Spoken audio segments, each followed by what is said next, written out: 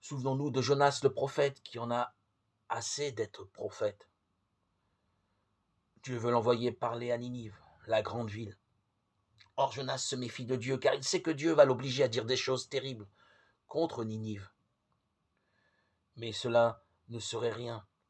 Jonas sait qu'ensuite, Dieu est capable, à la dernière minute, de pardonner. Alors, il aura belle figure, Jonas, après leur avoir prédit des malheurs épouvantables que Dieu se mette à pardonner au dernier instant et que rien n'arrive. C'est pourquoi, au lieu de s'en aller à Ninive, Jonas prend le chemin opposé, celui de Tarsis, vers l'Espagne. Il est sûr, comme cela, qu'il n'ira pas annoncer ce message. Vous connaissez la suite. Il n'y a pas moyen d'échapper à Dieu. Jonas aboutit finalement à Ninive. Élie annonce la nouvelle durant plusieurs jours. Puis, il en a assez et va se reposer un peu, en dehors de la ville. Il fait chaud. Et dans sa bonté, Dieu fait pousser un ricin qui va le protéger de son ombre.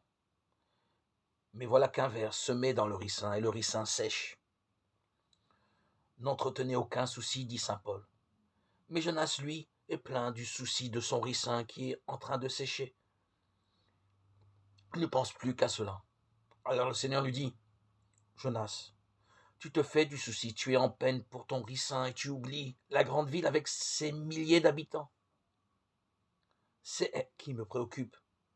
Ce n'est pas ton malheureux ricin, c'est la grande ville qui me fait du souci. Jonas 4,6.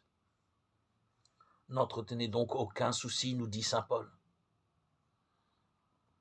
C'est facile à dire, mais aussitôt il nous dit comment être dans l'action de grâce et la joie. Mais en tout besoin, car il sait bien que nous avons des besoins et il en a plus que nous et des difficultés. Recourez à l'oraison et à la prière pénétrée d'actions de grâce pour présenter vos requêtes à Dieu. Philippiens 4,6.